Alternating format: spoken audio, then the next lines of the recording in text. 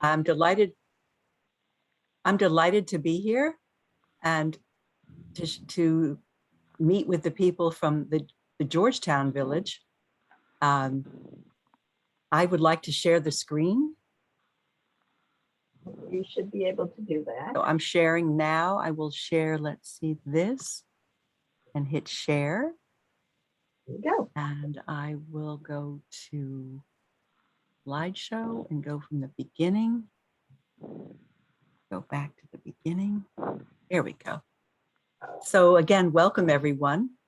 I am the author of 12 Ways to Retire on Less, and there's the ladies running, the women running on the beach, hoping that people will have a great time in retirement and not think it's time to be on the shelf or take it too easy, but to really enjoy these years. And so, excuse me 1 second, Harriet. Can I ask you to speak up? Certainly. Yes, thank you. Better? So I'm calling my talk, Your Retirement Dream, How Planning Can Make It Come True. So there is a dream, but it has to be balanced with planning. And that's really one of the keys to a successful retirement and an enjoyable retirement. So one of the things that I ask people to do when they're thinking about the years ahead is to look back on your life so far and think about what stands out as something you wanted to accomplish but haven't yet. Maybe there's a dream inside each of us that can be realized in these years. And these years can be 20 years, 25 years, they could even be 30 years. So planning is really important. So one of the things that some people want to do, and many people have told me, is they want to travel. They don't necessarily want to move near family. Some people just want to travel, travel, travel. And so some people want to travel by high-speed train in Spain. Now that the world is opening up a bit, I've just actually been researching that this week. As the world is opening up a bit, more people are thinking about traveling a little bit further than their own backyard or than the nearest national park. That's just some people, it's not for everyone. But there's a picture of the high-speed train. It's called the AVE train, Alta Velocidad de España. That's the high-speed train in Spain. So some people might just want to go as far as Alaska, and there's another cool train there. It's called the White Pass and Yukon Railway, which here's some people rushing to get on that train. I have actually taken both of these trains, and this one is really exciting. So again, this is to sort of get people thinking about the dream of what their dream is. Your dream might not be my dream, and my dream isn't your dream. Some people want to jet off to the south of France. Some people want to go to Arles. They want to see where Van Gogh painted. You just never know what people want to do. There's the jet taking off.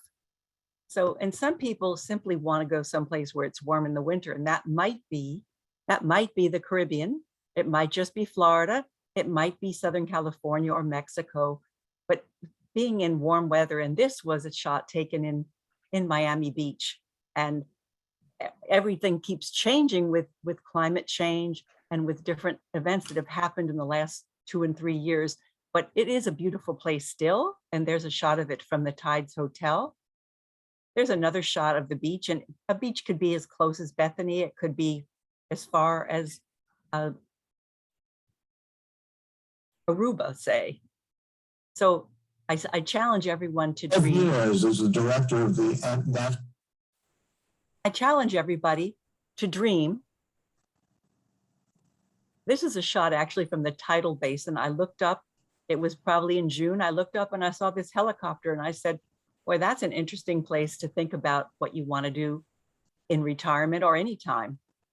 So again, I challenge you, what is your retirement dream?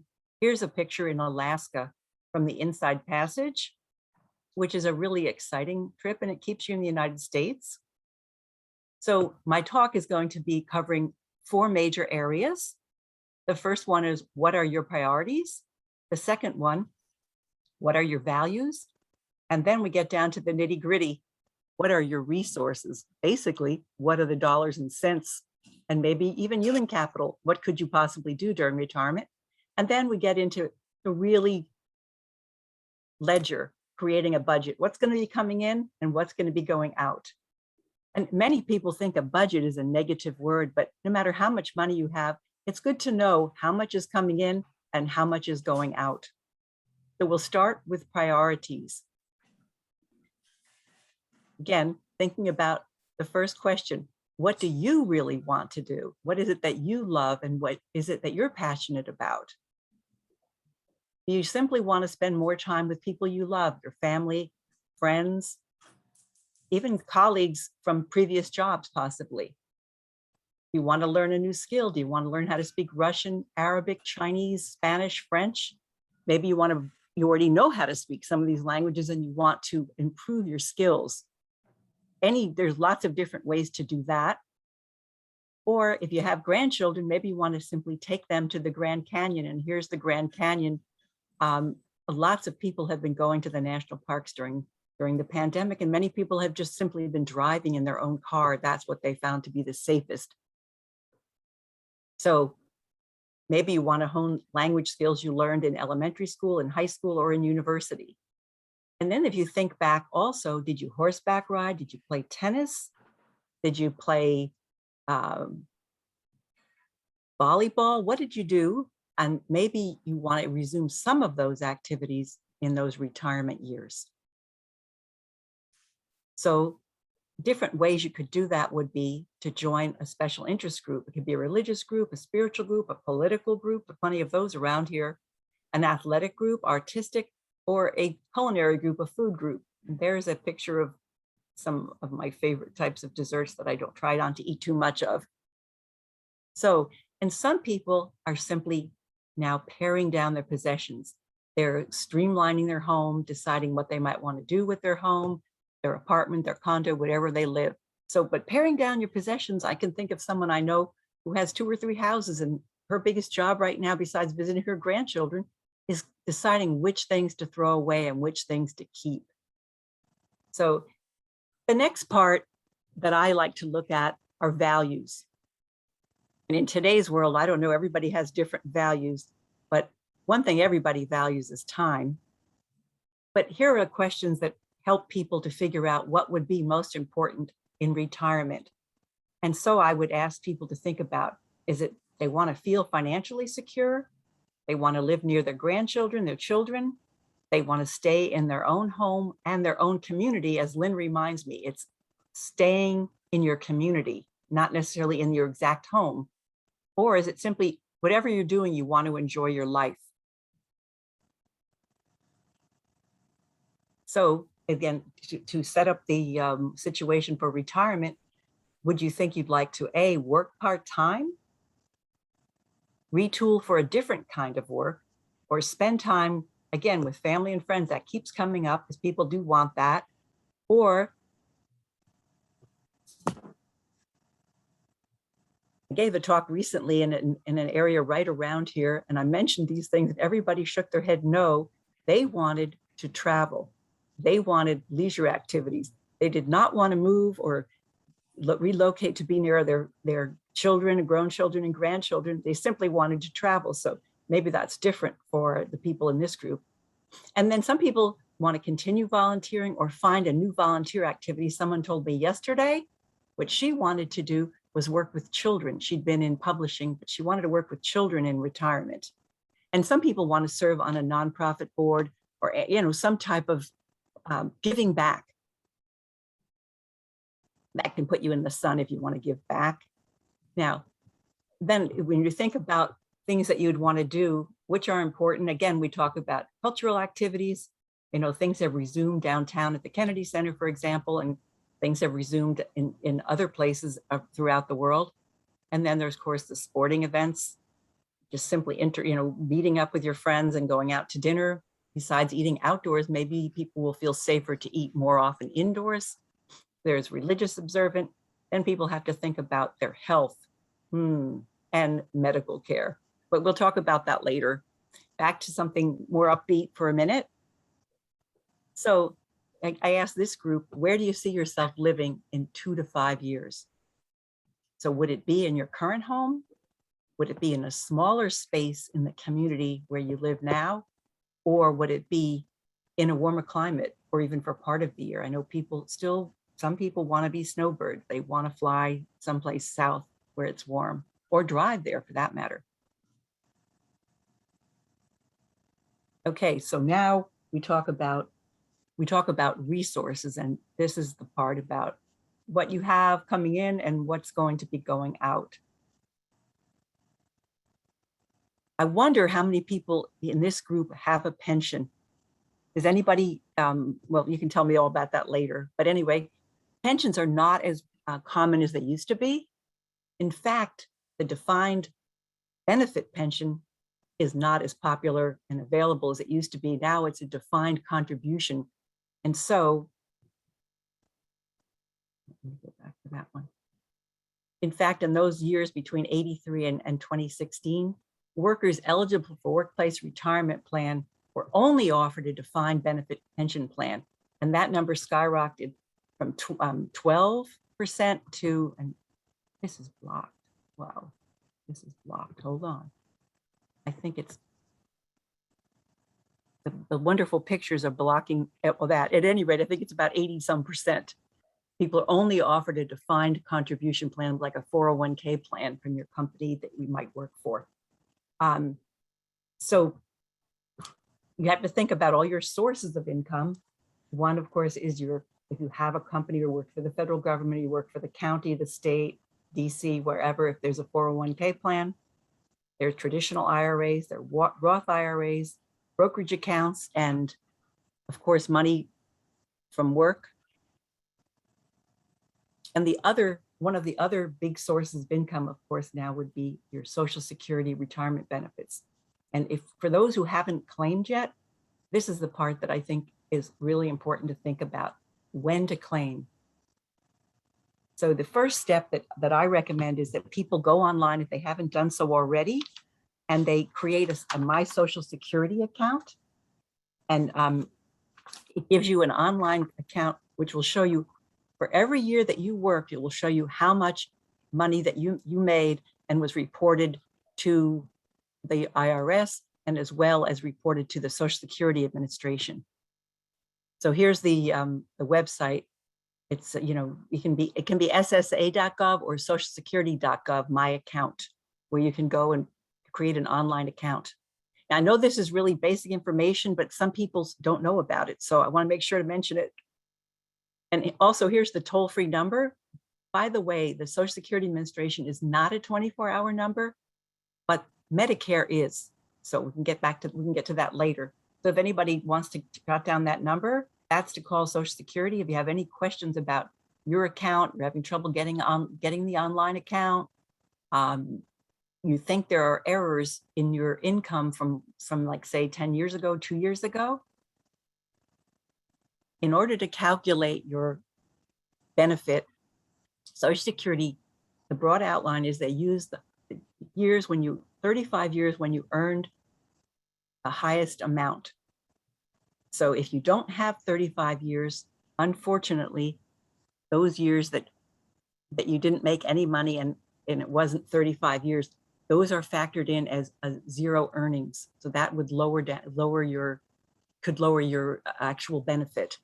So they calculate how much you receive each month, once you claim, based on your 35 highest years of income. So the issue of when to claim is probably one of the most important sources of what we call in the retirement area, we call it guaranteed income. And yes, there have been a lot of scary stories about Social Security won't be able to pay, but all the experts all the Social Security experts that I've spoken with say that Social Security in the 14 years that they need to fix it, in those 14 years that Congress will step up to the plate and will fix it. And they can't just cut benefits so easily anyway, but it's also about 14 years off. So there is time to get it fixed. So claiming, interestingly enough, the earliest time you can claim is at 62. And it is one of the most popular times that people claim, yet it can be a mistake. So if your Social Security benefit would be $1,000 a month at your full retirement age, if it was, say, 66, and you decided to claim at 62, you would lose approximately 25% of your benefit, your monthly benefit. So you'd only get 75% of your full benefit amount, which would then be $750 versus $1,000. That's a sort of a simple way to see what you would lose by claiming at 62. Now, for people who aren't familiar with what your full retirement age is, the actual full retirement age for people born between 1943 and 1954, which could be many of the people here, I would hope or think, not sure exactly how old everybody is, but that would be 66. But then if you were born, so between 43 and 54, it's your full retirement age is 66. But if you were born in 55, it goes to 66 and 2 months. And as you can see, it increases by 2 months. And by the time you were born in 1960, your full retirement age would then be 67. That would be the time when you could get your full benefit, not the amount again at 62. So this is one way to think about claiming, is if you wait at least until your full retirement age, will your Social Security check cover your basic expenses, your housing, utilities, groceries? And housing is usually people's biggest expense. Unless of course they paid their mortgage off, they may be in a little bit of a different situation. But these days, many people have not paid their mortgages off. So they're still going to have that. They might have a condo fee. They might have assessments that come up from time to time in condo buildings. Of course, utilities, increases in heating costs, and with inflation, as we've seen recently, which hopefully will level out, even groceries would be going up. So of course, the price of gas has gone up. So, but there are some reasons not to claim, not to wait. Now, the oldest age you can wait till is 70. If you wait till you're 70, from the time you say reach 66, which would be your full retirement age, the years between 66 and 70, each of those years you would get what's called delayed retirement credits. And they're listed as 8% per year between the ages of 66 and 70. So you can calculate that out and realize you could get a lot more if you wait. But you have to have other money to use. Now, if you wait,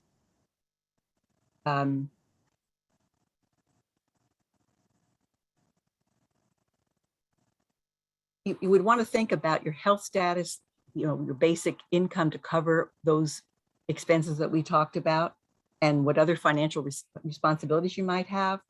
And you have to consider all of those things before you wait. But you can decide that you're going to wait till 67. And when you get to 67, you could decide you're going to wait till 68 and so on. And there also are some ways you can suspend your benefits. We could probably talk about that more in detail, or that is described in my book also in more detail. So now we get to creating a budget. And it's not easy to think about this, but it's good to estimate how long you might live. Now, on that topic, the Social Security Administration estimates that men and women who make it to 65 are expected to live on average. Men are expected to live to 84.3 years, and women are expected on average to live to 86.6 years. Then a quarter of those who are 65 will live past 90, and 1 in 10 will live beyond 95. So there's a bunch of years to think about there. Could be, as I said, 20, 25, or 30 years. So the first step is to estimate how long you might live. And the way, nobody knows, obviously nobody knows, but one of the ways is you can look at how long your parents lived or are living. You can look at your overall health and what that's like, what your diet's like, how much you exercise, just your general well-being, how, what is, And that's something, of course, if you go to your doctor every year or periodically, you can have your blood pressure checked, and so on, all these different things. The other thing to consider is what your social network is like. If you have any chronic or acute illnesses that could shorten your life, and do you drink more than moderately, or do you smoke? So those are things that would help you figure out how long you might live. Consider that you could be living into your 80s or into your 90s. So the second step then is to evaluate your resources, which we talked about. If you're still working, of course, you've got the income from that. Then you've got possibly a pension. Maybe some people have that. And then, of course, we mentioned Social Security retirement benefits. So you evaluate what yours are. And it's really advisable to write these things down. You know, people who are working with a financial advisor, they may have already done this, but it never hurts. Retirement is a process, and being retired is a process. It's something you have to kind of revisit your assets and your liabilities every year. So then the third step would be to analyze what you owe. And some people will say they have no debt. Well, they have a mortgage maybe, so that's some debt. People might not have credit card debt, but if they do, that's what you owe. You've got to think about if you have a car payment or a vehicle payment, SUV, whatever, then you owe that. So it's great if you can pay off any credit card debt, even your mortgage, if you can do that, and not have a vehicle payment in retirement. If you can do all of that, everybody's not able to do it, and more people are not able to do it, but it's something to strive for. But anyway, all these things should be put down. If either you use a computer a lot, then you could put it on a spreadsheet. Otherwise, you can use a yellow legal pad. Anyway, so in retirement, for many people in the United States, the largest asset they have is the value in their homes. You know, then there's, of course, there are people who have, 500,000 or more in their, retirement accounts. That's something else. But for many people, the largest asset is the value of their home. So that brings me to the fourth step, which is to ask yourself where you would want to live in retirement. And that goes in back to your values and your priorities, who you want to live near. You know, if you love your community, you can afford your community, then of course you can stay in place, stay in your community. So in the first year of retirement, some expenses will decrease. Maybe if you go back, if you were still working and you had to get your clothes dry cleaned, or you had to commute, or start commuting again. During the first year of retirement, some of those expenses will go down, but others would increase. This is about if you pay your mortgage off, your expenses will decrease. And the two largest expenses for people are typically according to the Bureau of Labor Statistics, are the cost of their housing and the cost of transportation. But once people get to be, say, 75 or so, then healthcare becomes the second largest expense. So healthcare costs are likely to be the most significant change in your budget. They are likely to go up. And that it could be at 65, 70, it could be 75, it could be older, but that's something you have to keep in mind. The healthcare costs typically after age 75 or 80. So in the keeping with the topic of healthcare, another really important thing, of course, is to sign up for Medicare. And you can sign up for Medicare 6 months before. 3 months before you turn 65, or in the 3 months after. And Medicare does have a 24-hour telephone number. And I always joke around with people. I say, if you're worried and you're up at night and you're worried about something, you can call Medicare and find out how much is that physical therapy going to cost me, maybe, or will they cover physical therapy, or will, this procedure be covered? Medicare, the 800 number, it's amazing how helpful the people on that number can be. So you might want to jot down that number. That's the Medicare is, 1-800-Medicare is easy enough to remember. And when you do sign up for Medicare, you get a booklet called Medicare and You. And it does give a lot of information about what's covered, annual checkups, any kind of chronic conditions, what's covered and how often you could get a bone density test, how often you can get a mammogram. All of those things are outlined. You can find out each item, how much it's going to cost, whether it's covered or not. That's the most important thing.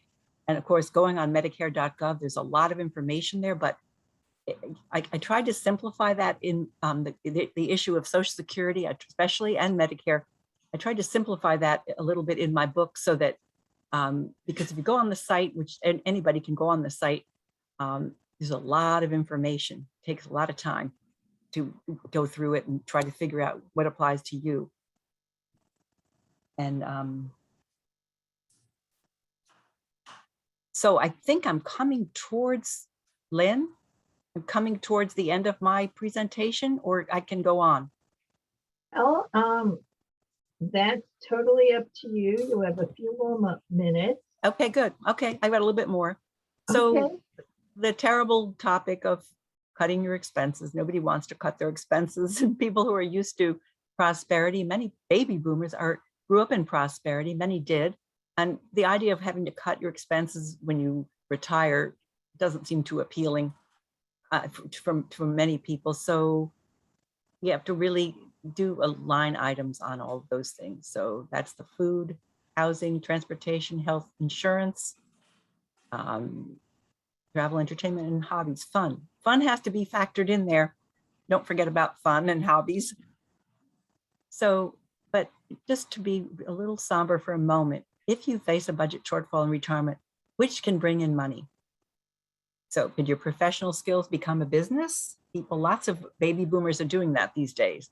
They become either a consultant or they actually start a business. Sometimes they start it using a YouTube video, and there's just a lot of different ways. You could get a part-time job based on your hobby. Some people actually go and work in a needlepoint shop or a fishing, a golf, a pro shop. Then there's seasonal work. Some people would look for some type of seasonal work. And, then of course there's different housing arrangements. I did write this story about looking for a housemate, not a mate later in life. And that was one of the options for budget shortfalls is roommate or renting out a room in your home. And some people think that's not safe, but there are ways to vet prospective people. And there are organizations. I do touch on that in my book. There's a whole chapter on housemates and roommates and how and the process of figuring out who might work for you and whether it's right for you. And then what would you be most willing to give up before you retire or in retirement if you wanted to save money? Would it be the streaming services, attending movies and theaters, eating most of your meals out? And this is blocking, here you go, or 2 or more vacations per year, that kind of thing. So you have to think about, if you had to cut, what would it be? It's always good to have a fallback position on that. And I'm going to skip the thing about paying off debt, but I just wanted to show people this one slide, which is,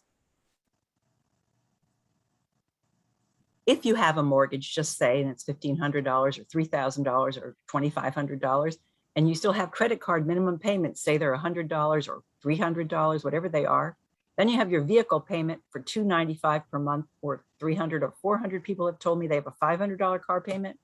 So then before you even eat, you owe $1,895 on this little scenario that I've created, which is the vehicle payment and the mortgage. Those are not, in this area, I think that it would cost a lot more. For a mortgage payment could be a lot more than that. So I have a final thought about staying in place or not. And staying in place, staying in community, as Lynn likes to call it, and Village Movement likes to call that. So you might not stay in your exact space, but you might stay in the same neighborhood if you're able to do that, say in a different space. 3/4 of those who are 50 and older want to stay in their current home when they retire, the research shows. This is actually a picture in Australia of the remarkable rocks. I don't know, I just put it in there for a little diversion. You can see with the person compared to the rock, just how huge that remarkable rock is. Anyway, that's a little distraction. So if you're considering relocation, almost 4 in 10 retirees have moved since retiring. That's what the research shows. So that's about 40% of people do end up moving, but everybody doesn't, obviously. Most people, more people don't. So there's some things to think about. If you can only choose one, where would you prefer to live? And I love all these questions. I hope they help you. Near the water, near an ocean, lake, or river, near the mountains or in the mountains, in a city, a suburb, rural location, in a house, apartment, condominium. Where would you choose to live? And here's a picture of St. Thomas, the harbor in St. Thomas in the Virgin Islands, the US Virgin Islands. Here's another picture in the US Virgin Islands. These are some places that I visited that I loved. And here's a place this is in Australia. This is the sea in Australia, which I thought was fairly remarkable and fairly beautiful.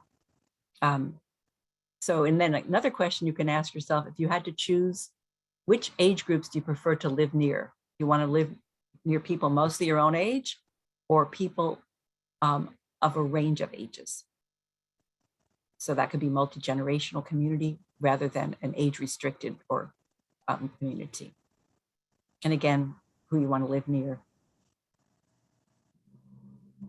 And I always talk about, I always want people to think about how they'll get around in retirement. Now, if you're living in the city, you know, in the Georgetown area, you probably have all kinds of ways to get around. So, you know, taxis, shuttles, ride-hailing services, ride shares, even hiring a car and driver for a trip, but you can't always get the car and driver, even if you can afford it. So you have to really think ahead. The question really is how you'll get around in case you can't drive, if you've been driving.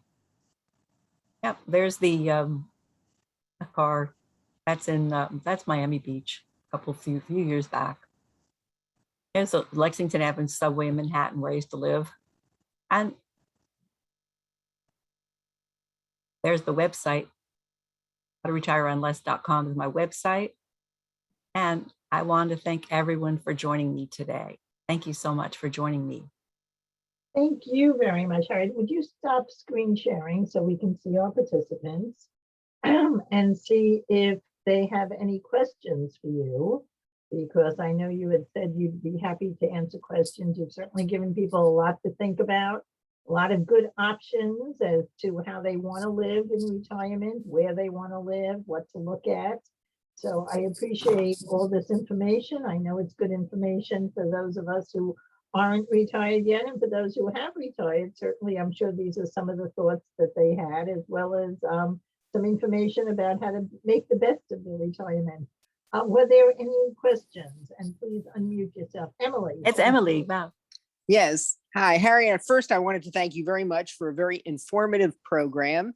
Thank very you. interesting options. I noticed that you said a lot of people that you talked to recently have evidenced an interest in travel above other things. And I'm wondering if you think that's a result of the pandemic and the fact that people haven't been able to travel very much, if it's just pent-up desire, or do you think it's more of a trend than that? Well, that's a good question. And, you know, it's all anecdotal, most of it. I did speak to people at Friendship Village, at the Friendship Village Center back in the summer. And that's what those people were saying. But again, it's a small sample. I think there definitely is pent up demand for travel. And I did talk to some people this week because I'm working on a piece on retirees and travel I'd say it's for MarketWatch. And they talked about how people, bookings were not very strong and were lower than they'd hoped for. These are the travel industry experts in the second and the third and fourth quarters. But for 2022, that the bookings are strong. They're certainly stronger.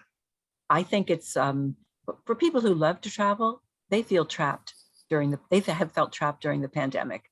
Some of them have resorted to driving trips. But I can tell you, a friend and her husband, they just came back from a Panama Canal cruise. And I was like kind of stunned. So for them, you know, they're in their mid to late 70s. And I think some people, frankly, I think that they think, if not now, when?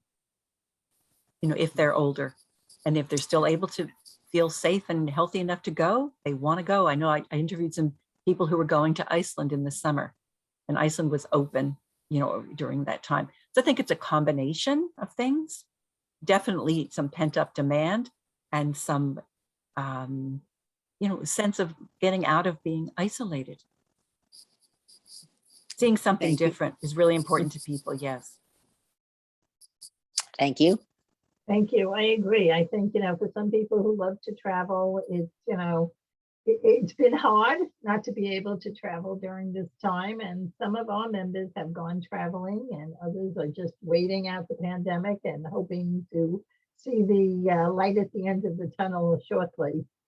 I have another question for you.